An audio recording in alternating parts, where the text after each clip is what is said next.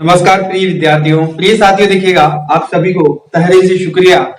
पिछली क्लास को आप लोगों ने बहुत अच्छा प्रेम दिया उसके लिए, और मैं आप लोगों से उम्मीद करता हूं कि इस क्लास को भी आप इतना ही प्रेम देंगे।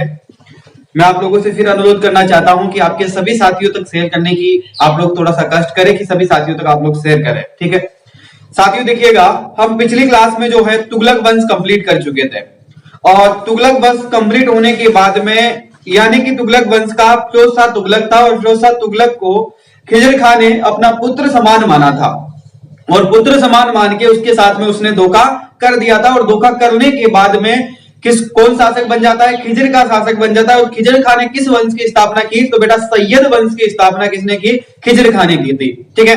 तो उसके बारे में आज की क्लास में डिटेल से जानेंगे। सैयद वंश पढ़ेंगे आज की क्लास में, और लोधी वंश पढ़ेंगे। क्लास काफी लंबी होगी जिस प्रकार से आप सभी को पता है, क्योंकि पूरे टॉपिक हमें कंप्लीट करना है। क्योंकि आप पीसीएस का एग्जाम दीजिए या यूपीएससी का एग्जाम दीजिए या अन्य कोई भी कंपटीशन का एग्जाम दीजिए, सभी में आप लोगों के लिए यूजफुली रहेगा। तो हमें समय को भी देखते हुए और समय को मद्देनजर रखते हुए क्लास एक लंबी रहेगी आपकी, और हम इसको कंप्लीट करने की पूरी कोशिश करते हैं। तो मध्यकालीन भारत के इतिहास में हम पढ़ रहे थे सैयद वंश के बारे में। तो सबसे पहले आप लोग टॉपिक डालिए बेटा, सैयद वंश। टॉपिक क्या है? सैयद वंश। तो लिखिएगा सैयद वंश टॉपिक डाल लीजिए, और उसके बाद में लिखना प्रारंभ कीजिए। सैयद वंश 1414 से लेकर 1451 तक शासन किया था बेटा। 1414 से लेकर 1451 तक शासन किया सैयद वंश ने, ठीक है। देखो कहानी इस प्रकार से है कि पहले जो है तुगलक वंश होता है। तुगलक वंश का एक शासक होता है जिसका नाम होता है फिरोज तुगलक। फिरोज तुगलक जो है आपका 1351 से लेकर 1388 तक शासन किया, और फिरोज तुगलक की मृत्यु 1388 में हो जाती है, ठीक है। और उसके बाद में एक शासक होता है जिसका नाम होता है नसरुद्दीन मोहम्मद, जो कि अंतिम शासक होता है किस वंश का? तुगलक वंश का, जो कि 1412 तक शासन किया, और उसके बाद में उसका खात्मा हो जाता है। और उसको जो है खिजर खां ने अपना पुत्र बनाया था, अपने पुत्र के समान माना था, और उस व्यक्ति के साथ में धोखा करके खिजर खां खुद शासक बन गया। लिखिएगा सैयद वंश टॉपिक डाल लीजिए, इसके बाद में लिखना प्रारंभ कीजिएगा। सैयद वंश की स्थापना। सैयद वंश की स्थापना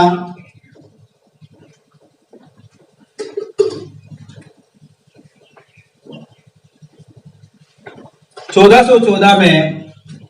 सैयद वंश की स्थापना 1414 में खिजर खां ने की थी। किसने की थी बेटा? खिजर खां ने की थी। तथा 1414 से लेकर 1421 तक, तथा 1414 से लेकर 1421 तक खिजर खां ने शासन किया था। किसने शासन किया बेटा? खिजर खां ने, ठीक है। तो इसका पहला संस्थापक कौन हो गया बेटा? खिजर खां। कौन था? खिजर खां इसका संस्थापक था। वास्तविक संस्थापक खिजर खां था, और इसने शासन किया बेटा 1414 से लेकर 1421 तक। 1414 से लेकर 1421 तक इस व्यक्ति ने शासन किया। अब इसके बारे में आप लोग लिख लीजिएगा। लिखिएगा खिजर खां ने उपाधि धारण की थी रैयत ए आला। रैयत ए आला। खिजर खां ने उपाधि धारण की थी रैयत ए आला। दूसरी उपाधि धारण की थी बेटा इसने सुल्तान की। सुल्तान और रैयत ए आला के नाम से इसने दो उपाधियां धारण की थी। यह तोमर लिंग का सेनापति था। यह तोमर लिंग का सेनापति था, तथा 1421 में, तथा 1421 में इसका उत्तराधिकारी मुबारक शाह बना, तथा 1421 में इसका दूसरा उत्तराधिकारी या फिर इसका उत्तराधिकारी मुबारक शाह बना। कौन बना बेटा? मुबारक शाह। मुबारक शाह 1421 से लेकर 1433 ईस्वी तक शासन करता है बेटा। कहां तक करता है? 1433 ईस्वी तक शासन किया। इसके बारे में लिख लीजिएगा, मुकबर शाह के बारे में। मुकबर शाह ने शाह की उपाधि धारण की थी। मुकबर शाह ने शाह की उपाधि धारण की थी तथा शाही सिक्कों का प्रचलन करवाया था मुकबर शाह ने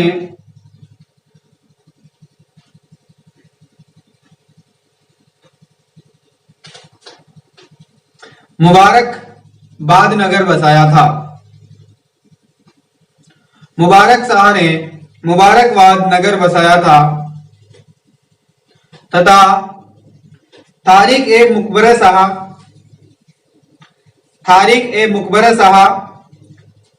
ग्रंथ की रचना करवाया था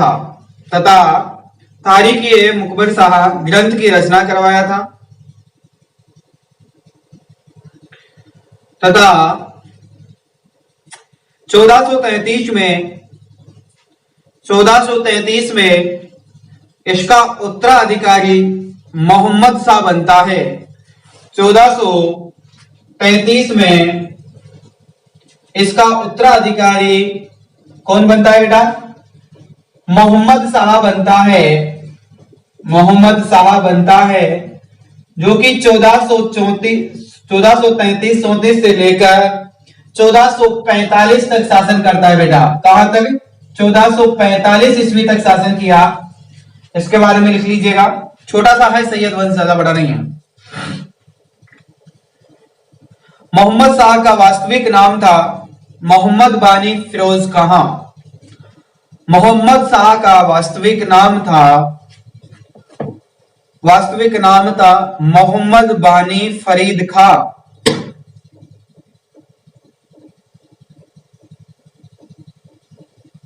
वास्तविक नाम था मोहम्मद बानी फिरोज खां।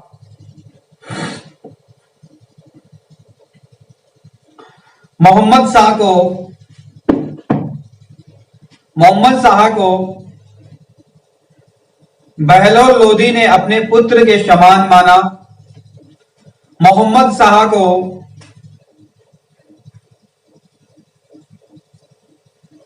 बहलोल लोधी ने अपने पुत्र के समान माना तथा खान ए खान की उपाधि दी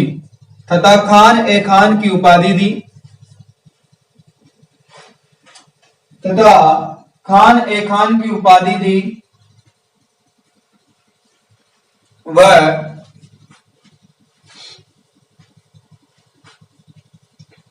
1445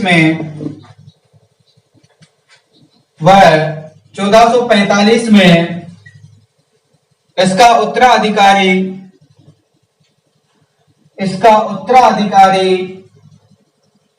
अलाउद्दीन आलम शाह बना, जो कि 1445 से लेकर 1451 तक शासन किया। 1445 से लेकर 1451 तक शासन किया।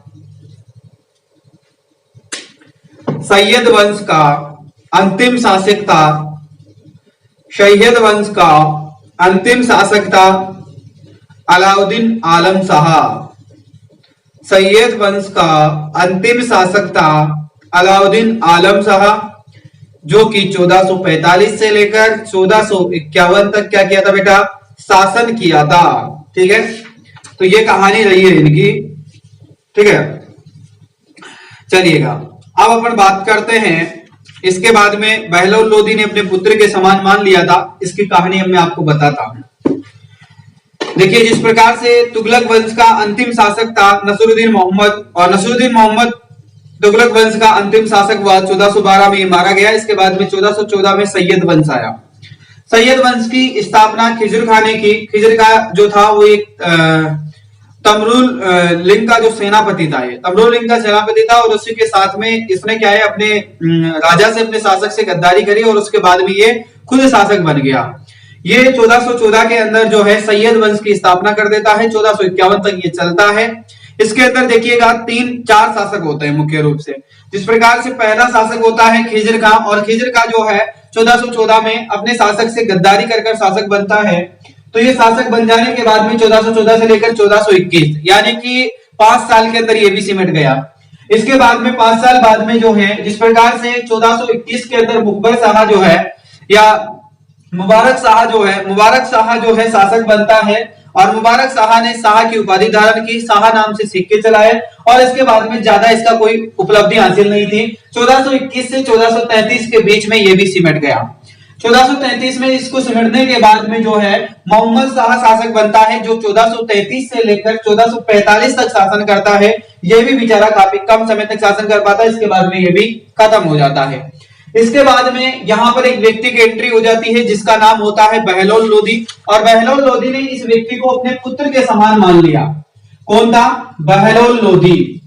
तो बहलोल लोदी ने क्या किया बेटा? बहलोल लोदी ने जो है अपने पुत्र के समान इसको मान लिया, और जैसे ही इसको अपने पुत्र के समान माना, पुत्र के समान मानने के बाद में इसके साथ में क्या होना था? धोखा।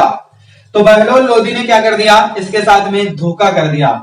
इसको अपने खान के नाम से इसको एक उपाधि दी इसने, और इसके बाद में मोहम्मद शाह का खात्मा हो गया 1445 के अंदर। 1445 में जैसे इसका खात्मा होता है, इसके बाद में अलाउद्दीन आलम शाह आता है, और अलाउद्दीन आलम शाह आने के बाद में क्या करता है? 1445 से लेकर 1451 तक शासन करता है। बेचारा 5 वर्ष भी शासन नहीं कर पाता है, ये 1450 में ही खत्म हो जाता है, लेकिन 1451 तक कहीं किताबों में दिया गया है, तो आपको ज्यादा कंफ्यूज नहीं होना है, ठीक है, इसलिए। और इसके बाद में 1451 से ही लोधी वंश की स्थापना हो जाती है, शुरुआत हो जाती है, इसलिए मैंने आपको 1451 यहाँ पर लिखवाया है। बाकी आपको 1450 भी याद रख लेने में कोई हर्ज नहीं है, क्योंकि एक ही अंक का अंतर है इसमें, ठीक है। चलिएगा, तो ये आप लोगों को ये बात समझ में आ गई होगी, क्लियर कहानी होगी, ठीक है। तो इसके बाद में सैयद वंश आपके समझ में आ गया। इसके बाद में अब बात करेंगे हम लोधी वंश के बारे में, ठीक है। तो यहां तक आप लोगों को कोई तकलीफ नहीं होनी चाहिए, और मैं आप लोगों से फिर आग्रह करना चाहता हूं, जो विद्यार्थी नए हैं हमारे साथ में, वो विद्यार्थी हमारा यूट्यूब चैनल जो है वो ज्वाइन कर लें, और साथ ही में अपने साथियों के साथ में भी शेयर कर दें। और नए बैच से जुड़ने के लिए हमारे संस्था के व्हाट्सएप नंबर है, तथा आप अबाउट चैनल के बारे में, जब आप जिस यूट्यूब चैनल पे आप पढ़ रहे हैं उसके अबाउट में जाएंगे तो आपको वहां से लिंक भी मिल जाएंगे, वेबसाइट का लिंक मिल जाएगा, एप्लीकेशन लिंक मिल जाएगा, व्हाट्सएप लिंक मिल जाएगा, टेलीग्राम मिल जाएगा, सारी चीजें आपको वहां पर उपलब्ध हो जाएगी, तो आप वहां से भी ज्वाइन कर सकते हैं। चलिएगा बेटा, अब बात करते हैं लोधी वंश की, ठीक है। इसके बाद में कौन सा वंश आता है बेटा? उसके बाद में आता है लोधी वंश। तो लोधी वंश के बारे में लिखिएगा आप लोग। 1451 से लेकर लोधी वंश 1451 से लेकर 1526 ईस्वी तक चलता है बेटा। कहां तक चलता है? 1526 ईस्वी तक चलता है। और इसके बाद में कौन आ जाते हैं? मुगल आ जाते हैं, यानी कि 1526 में तो बाबर आ जाता है भारत में, ठीक है। तो उस समय की कहानी है, उसके बारे में भी आप जानकारी प्राप्त कर लीजिए। तो अब इस क्लास में हम चर्चा करेंगे लोधी वंश के बारे में, पूरा कंप्लीट करेंगे, ज्यादा तकलीफ लेने की ज्यादा जरूरत नहीं है आप लोगों को, बस आप लिखते चलिए, मैं लिखाता चलता हूं, और साथ ही में आप समझते चलिए, ज्यादा कुछ नहीं है, ठीक है। चलिएगा, तो लिख लीजिए अब बहलोल लोधी। सबसे पहला शासक इसका जो है उसका नाम है बहलोल लोधी। तो सबसे पहले शासक का नाम लिखिए बहलोल लोधी। क्या नाम है बेटा? बहलोल लोधी। और बहलोल लोधी के बारे में लिखिए, बहलोल लोधी 1451 से लेकर 1489 तक शासन करता है बेटा। कहां तक शासन करता है? 1489 तक, ठीक है। चलिएगा, अब लिखिए इसके बारे में। दिल्ली का प्रथम अफगानी राज्य का संस्थापक,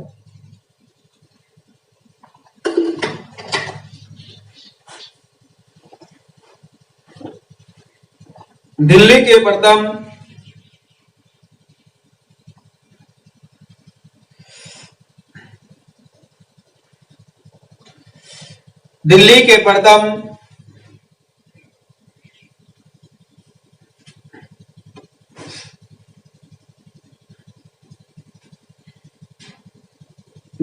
प्रथम अफगानी राज्यों की स्थापना, दिल्ली के प्रथम अफगानी राज्यों की स्थापना बहलोल लोदी ने की थी। किसने की थी बेटा? बहलोल लोदी ने की थी। बहलोल लोदी का जन्म गजलाई कबीले में हुआ था।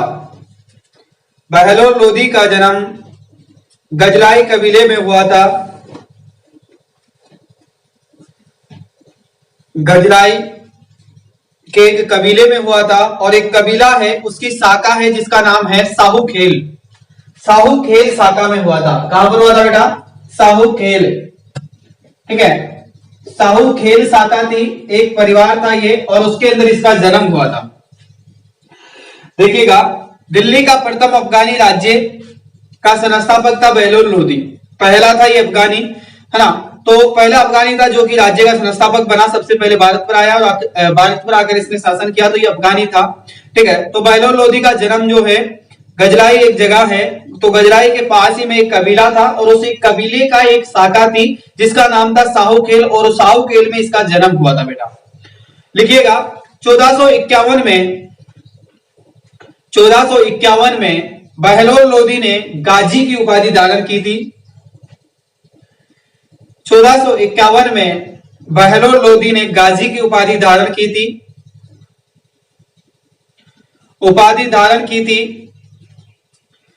तथा दिल्ली की गद्दी पर बैठा।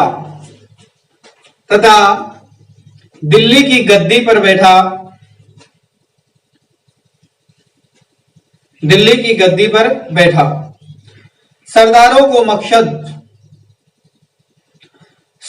को बहलोल लोदी मकसद ये आली कहा करता था। सरदारों को बहलोल लोदी मकसद ये आला कहा करता था। बहलोल लोदी के द्वारा बहलील सिक्के चलाए गए थे। बहलील लोदी के द्वारा बहलील सिक्के चलाए गए थे। बहलोल लोदी का पुत्र एवं उसका उत्तराधिकारी सिकंदर लोदी था।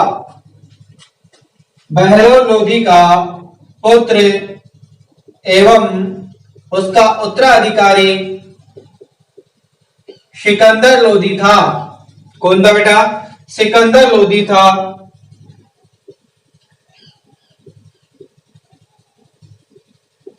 कौन था बेटा? सिकंदर लोदी था। 1451 में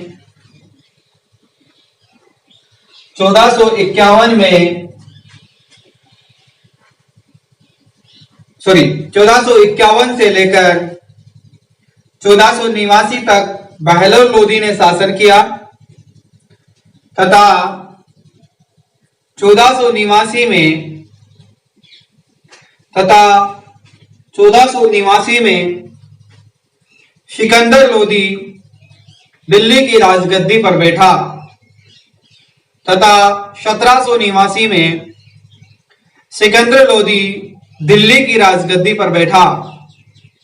कहां पर बैठा बेटा? राजगद्दी पर बैठा। इसके उत्तराधिकारी था सिकंदर लोदी, और सिकंदर लोदी 1489 में आता है। ठीक है, और 1489 से 1517 तक ये शासन करता है। तो अब इसके बारे में लिखिएगा, ये उत्तराधिकारी होता है बहलोल लोदी का। लिखिए, इसका वास्तविक नाम लिखिए बेटा। सबसे पहले सिकंदर लोदी का वास्तविक नाम निजाम खां था। क्या था बेटा? निजाम खां।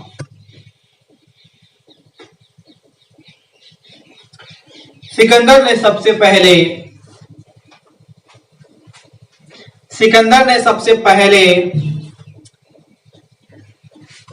जौनपुर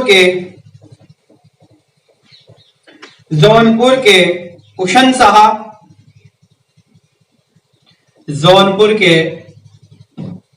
हुसैन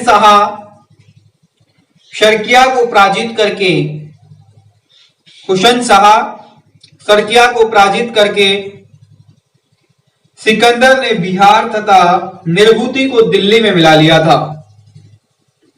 हुसैन शाह को पराजित करके सिकंदर ने बिहार तथा निरहुतु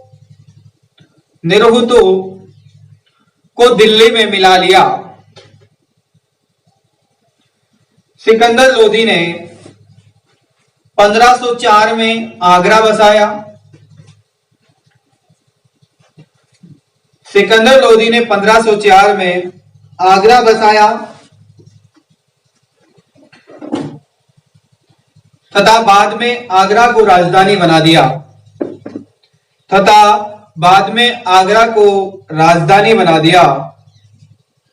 क्या बना दिया बेटा? राजधानी बना दिया। आगे लिखिए, सिकंदर ने नगरकोटा के ज्वालामुखी मंदिर को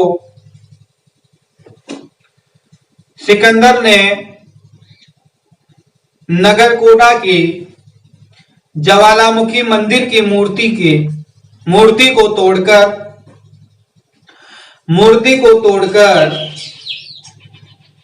उसके टुकड़ों को कसाईयों को दे दिया मांस तोलने के लिए। बहुत खत्म शासक था ये, क्योंकि ये धर्म के बारे में नहीं समझता था। ये हिंदुत्व का एक तरीके से कट्टर समझता था, अपने आप को मुस्लिम कट्टर समझता था। ये हिंदुओं को कुछ नहीं समझता था। तो इसने क्या किया कि इसने भी वही अपनी परंपराएं, यानी कि खात्मा होना जरूरी था इनका, क्योंकि वो कहा जाता है ना कि जब अत्याचार हद से ज्यादा बढ़ जाता है तो फिर खत्म होने, यानी कि जब कंस का अत्याचार इतना बढ़ गया तो फिर कृष्ण को जन्म लेना ही पड़ा। और जब रावण का अत्याचार इस दुनिया में बढ़ने लगा, उसकी जो प्रकोप की जो प्रक्रियाएं हैं, अहंकार जो है उसका बढ़ने लगा, तो श्री राम को इस दुनिया में जन्म लेना पड़ा। तो यही कहानी इस प्रकार से रही है कि मध्यकालीन भारत के इतिहास में भी यही हुआ कि मध्यकालीन भारत के इतिहास में बाहरी जो लोग आए और भारत पर शासन किया, और उसका कारण एक ही था, क्योंकि भारत के राजा एकजुट नहीं थे। इस कारण से जो भी शक्तिशाली राजा आता था वो यहाँ पर स्थापित हो जाता था, अपने परिवार को यहाँ ले आता था, अपने वंश की स्थापना कर देता था, यहाँ पर अपना राजशाही जमा लिया करता था। इसका कारण है बहुत सारे, क्योंकि हम लोग धार्मिक चीजों के अंदर ज्यादा भटकर रहते हैं। आज भी यही होता है, आज भी भारत में यही है। और आज भी आप वर्तमान इलाके में या वर्तमान क्षेत्र में आपके विधानसभा या सांसद जो क्षेत्र है, आपका संसद क्षेत्र के अंदर अगर आप देखेंगे, जिसको लोकसभा क्षेत्र आप बोलते हैं, लोकसभा हो या फिर विधानसभा क्षेत्र हो, उसके अंदर आप देखते होंगे कि आपका स्थानीय शासक ना होकर, आपका स्थानीय उम्मीदवार ना चुना जाकर कहीं बाहरी उम्मीदवार आकर आपके वहां पर चुनाव लड़ा होगा, और वही जीतकर कहां पर गया होगा? विधानसभा में और लोकसभा में पहुंचा होगा। और ये बात अगर झूठी है तो आप लोग कमेंट करके बताइए कि सर हमारे यहाँ पर स्थानीय व्यक्ति है। अगर स्थानीय व्यक्ति को अगर हम चुनते हैं, स्थानीय व्यक्ति अगर हमारे ऊपर शासन करता है तो वो हमारी समस्याओं को समझ सकता है। लेकिन जब बाहरी व्यक्ति आता है और बाहरी व्यक्ति हमारे ऊपर शासन करता है तो वो हमारी समस्याओं को समझ ही नहीं पाएगा।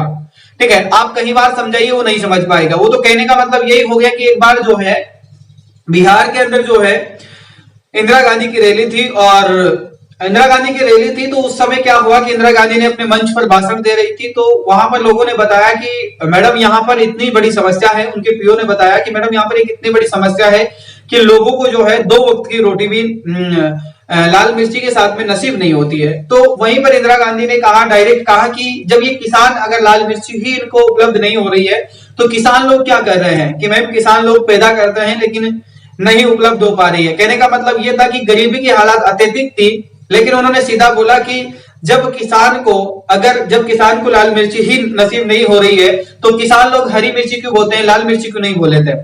तो वही है कि वो वहां से जब बाहरी आवाज से, इटली से जब वो बाहर निकल कर आए, बाहरी आवाज से आए, तो उनको ये पता नहीं था कि यहाँ की समस्याएं क्या है।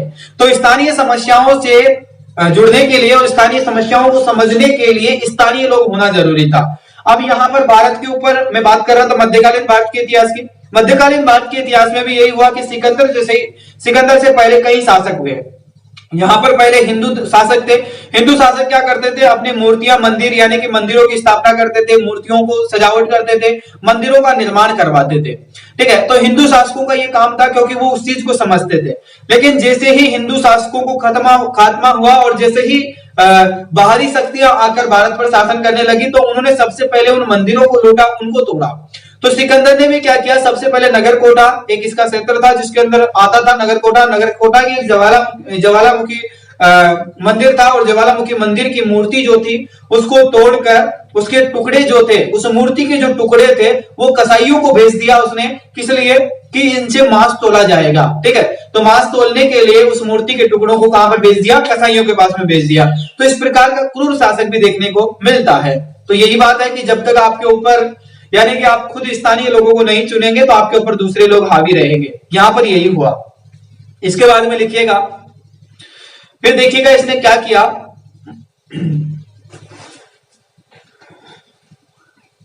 मुसलमानों के अंदर ये महिलाओं का भी सबसे बड़ा दुश्मन था। मुसलमानों के अंदर आज भी उस प्रथा को फॉलो किया जाता है जिसने सिकंदर ने प्रारंभ की थी। बेटा ध्यान रखना, मुसलमानों के अंदर ताजिया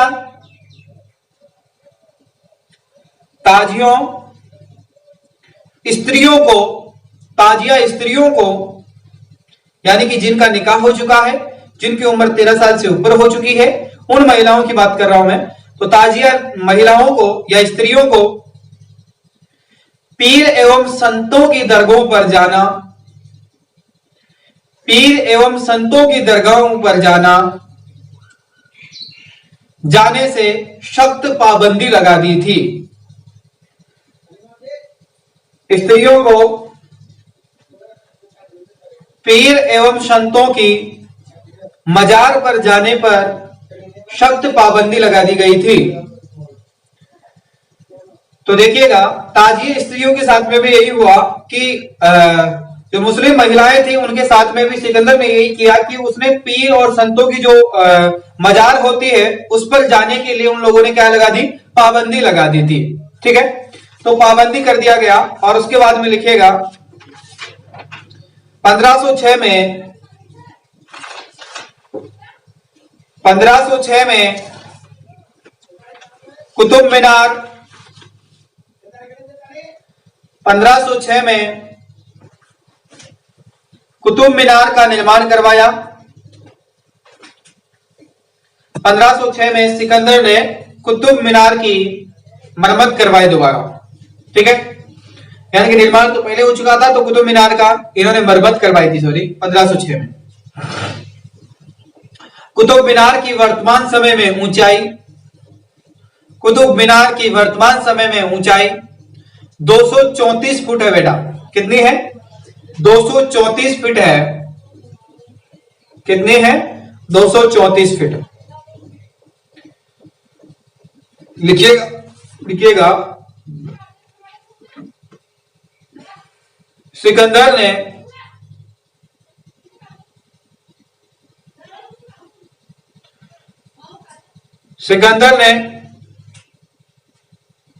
सांस्कृतिक आयुर्वेदिक ग्रंथों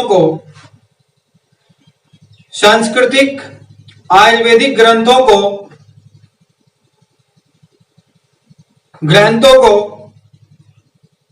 फिलोगा सिकंदर के नाम से अनुवाद करवा दिया। फिलोग सिकंदर के नाम से इसको अनुवादित करवा दिया। फिरोग सिकंदर के नाम से अनुवादित किया तथा सिकंदर गुलरुखी फारसी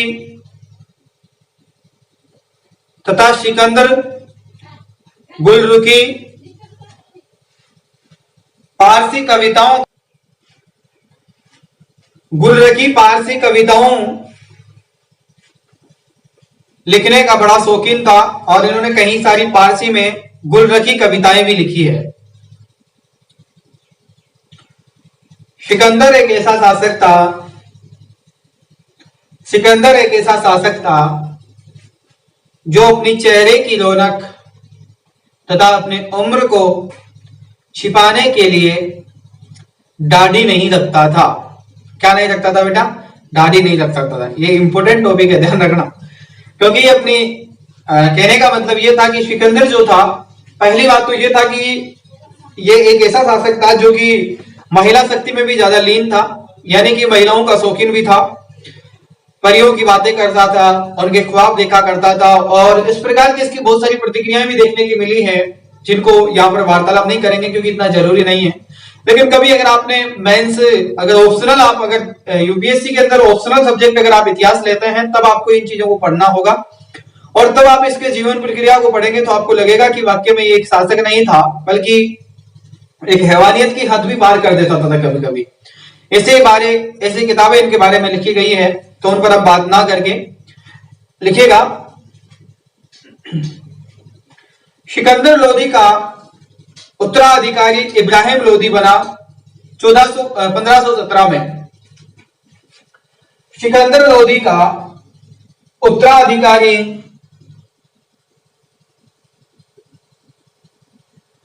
इब्राहिम लोदी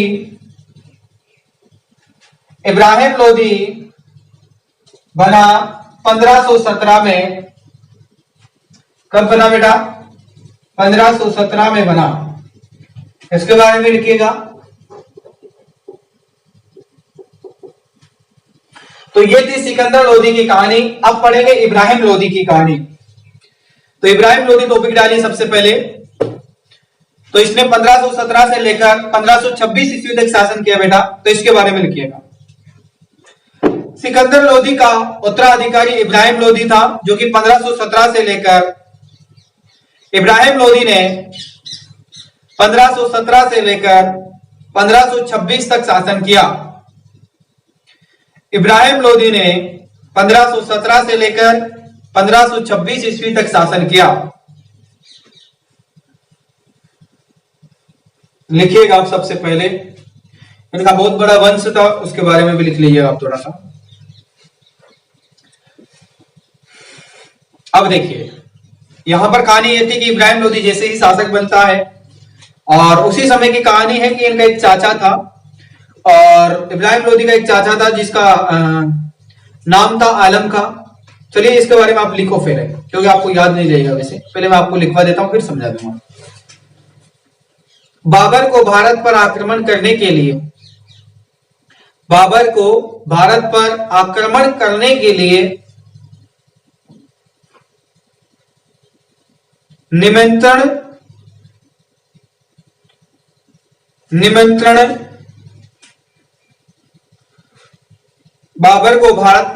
करने का निमंत्रण पंजाब का शासक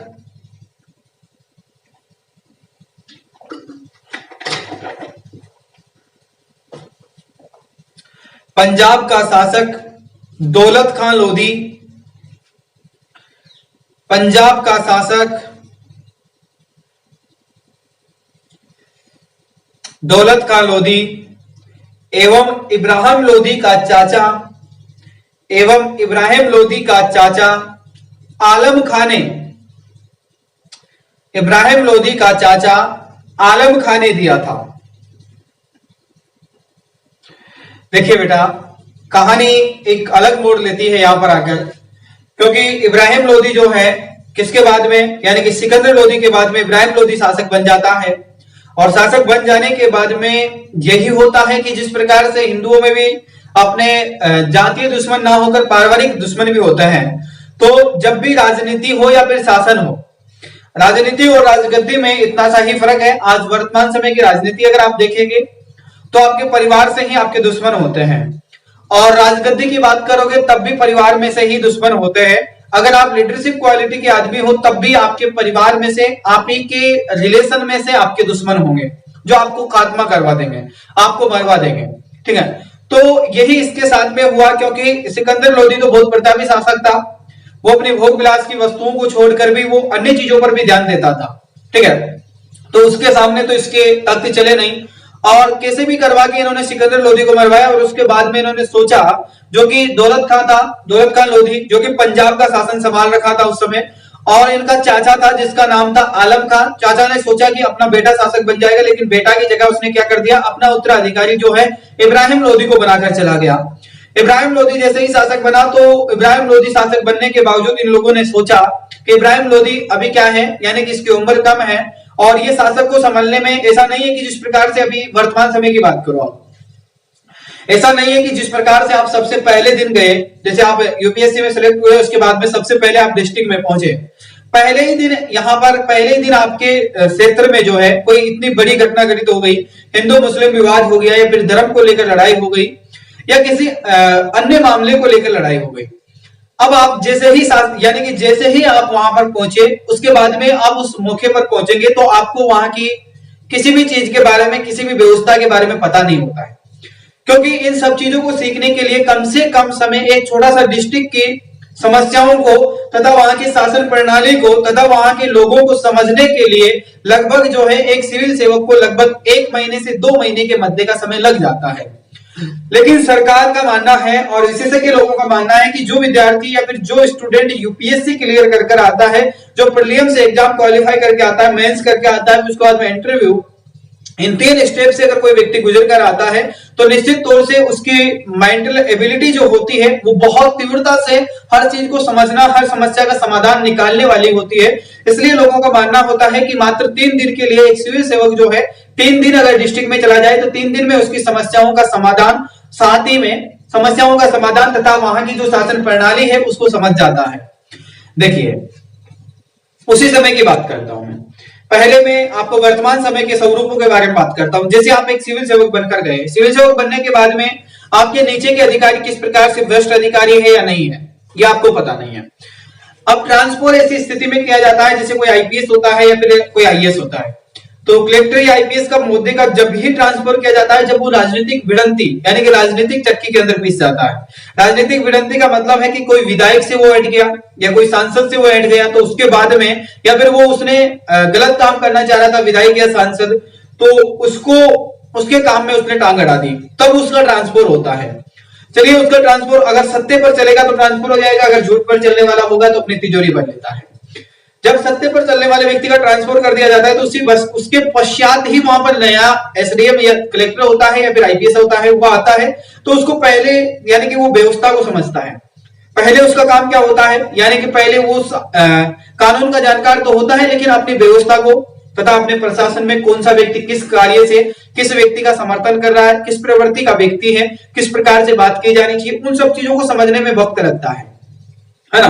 तो उस वक्त लगने में यानी कि मात्र 3 दिन के समय में ही एक जो सच्चा और ईमानदार जो जिसको बोलते हैं कि अगर अधिकारी है तो वो अधिकारी मात्र 3 दिन में समझ जाता है अपने क्षेत्र की पूरी समस्याओं को तथा कौन सा व्यक्ति कैसा है, क्योंकि वो अपनी नजर मिलाने वाले व्यक्तियों में ही समझ जाता है, क्योंकि चेहरा पढ़ना आना चाहिए आदमी को। सीधा बात यह है कि एक सिविल सेवक जो होता है वो आदमी के पहले ही अपने आंखों से सब कुछ पढ़ लेता है कि इस व्यक्ति के मन में क्या है, ये व्यक्ति क्या कह रहा है, इसकी लालसा क्या है और ये क्या कहना चाहता है।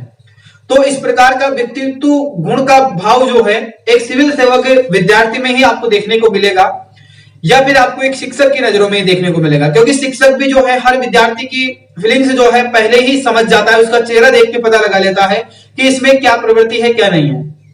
लेकिन खासतौर पे जो सिविल सेवा की तैयारी करते हैं और जो सिविल सेवक जो स्टूडेंट है उनकी खासतौर पर ये भावनाएं जो है या फिर मानव की जो बॉडी लैंग्वेज है उसको पढ़ना आना चाहिए उसको, क्योंकि अगर आप जब तक पढ़ना नहीं सीखेंगे, किसी भी व्यक्ति को अगर आप पढ़ना नहीं सीखेंगे तब तक वो व्यक्ति यानी कि तब तक आप प्रशासनिक अधिकारी बनने लायक नहीं हो, क्योंकि सामने वाले आपके जूनियर अधिकारी भी होते हैं, आपसे सीनियर अधिकारी भी होते हैं और साथ ही में राजनीतिक दल भी होते हैं। तो उन लोगों को आप लोगों को समझना है, जैसे अभी चेहरे से ही समझ जाते हैं कि ये व्यक्ति क्या कहना चाह रहा है, इस व्यक्ति के मन में लालच है या फिर ये व्यक्ति हमारे खिलाफ है या व्यक्ति ये उसका सपोर्ट कर रहा है। उसके शब्दों से पता नहीं बल्कि उसके चेहरे से पता लग जाना चाहिए।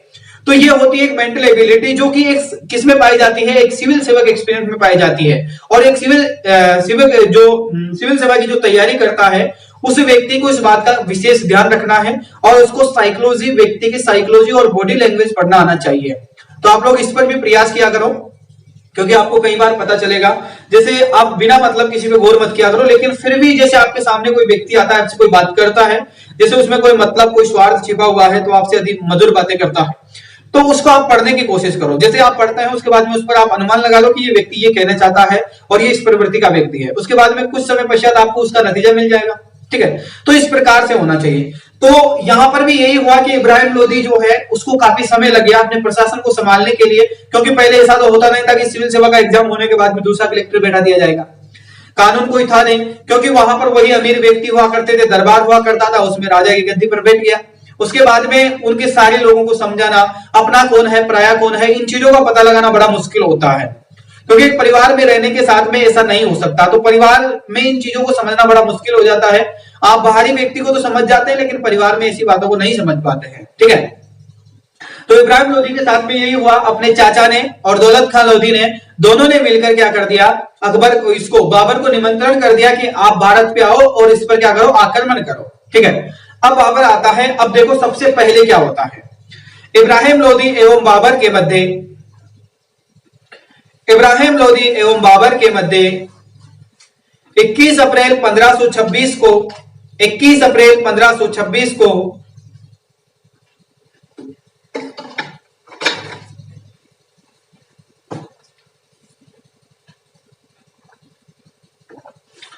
इब्राहिम लोदी एवं बाबर के मध्य 21 अप्रैल 1526 को 21 अप्रैल 1526 को पानीपत के मैदान में युद्ध हुआ। पानीपत के मैदान में युद्ध हुआ, जिसके अंदर बाबर की विजय हुई, जिसके अंदर बाबर की विजय हुई तथा इब्राहिम लोदी पानीपत के मैदान में तथा इब्राहिम लोदी पानीपत के मैदान में मारा गया तथा इब्राहिम लोदी पानीपत के युद्ध में मारा गया, मैदान में मारा गया। दिल्ली का वो पहला सुल्तान था, दिल्ली का ये पहला सुल्तान था, दिल्ली का ये पहला सुल्तान था जो कि युद्ध मैदान में मारा गया था। दिल्ली का ये पहला सुल्तान था जो कि युद्ध मैदान में मारा गया था। इसकी मृत्यु के साथ ही लोदी वंश तथा दिल्ली में सल्तनत, दिल्ली की सल्तनत तथा लोदी वंश का अंत हो गया। दिल्ली की सल्तनत भी खत्म हो गई, सल्तनत वंश खत्म। इसके बाद में मुगल वंश आता है, मुगल शासक आता है या मुगल काल आता है। दिल्ली सल्तनत काल खत्म हो चुका है आपका, किसके साथ में, इब्राहिम लोदी के साथ में। ठीक है, चलिएगा अब आप लोगों को इसमें सारी चीजें समझ में आई होगी। जिस प्रकार से हमने सैयद वंश पढ़ा, लोदी वंश पढ़ा, ठीक है, तुगलक वंश पढ़ा, खिलजी वंश पढ़ा, इन सब वंशों के बारे में हमने पढ़ा लगातार। गुलाम वंश हमने पढ़ा, 5 वंश हमने पढ़ लिए हैं। 5 वंशों के बाद में आज खात्मा हुआ इनका, जो कि मुगल वंश 1526 में बाबर आ जाता है भारत।